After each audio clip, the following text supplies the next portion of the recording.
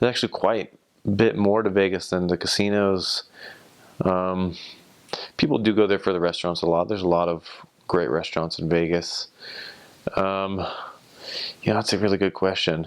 I didn't really go to too many, but I mean, one of the best places I think, and even from a non-member perspective, I think it'd be a cool place to visit, just because the temple is on a hill overlooking the city. It's in a great spot, and it's just beautiful, especially just seeing the contrast between the two. You have the temple up on the hill, and right next to this Sunrise Mountain.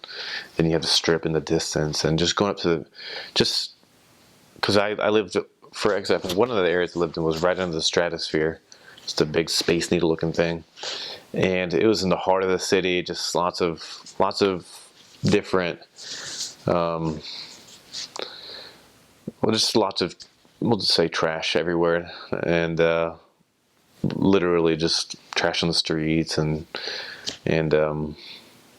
magazines that are inappropriate, stuff like that.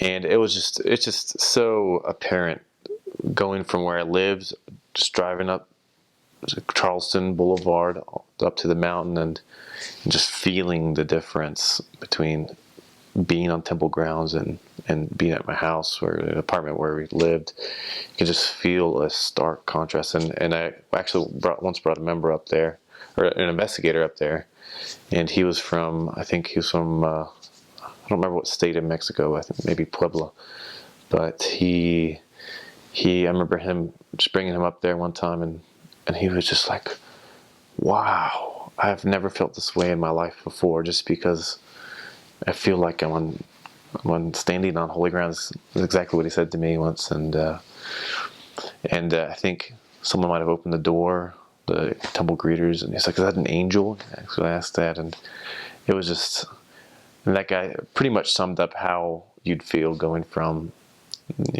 downtown Vegas to the temple. And a lot of non-members visit the temple grounds, and they love it. So, as a missionary, that was one of my favorite places to visit. It's sort of hard to tell you where else there was, because there wasn't too much in Vegas. All the bowling alleys, buffets, concerts. I didn't really go to concerts. Are usually in the casinos, and a lot of the shows are in there too. And we just weren't allowed in there. There's two restaurants though that stick out to my mind. There's a place called Los Tacos on Stewart Boulevard.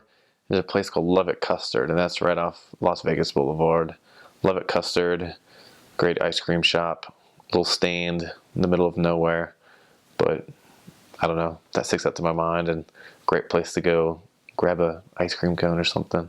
I believe there's also a old historic Mormon fort that you can visit. I think it's on the west side though. Didn't actually ever do it.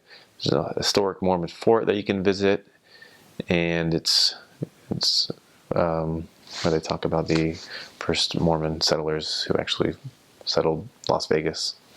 Ironic, I know.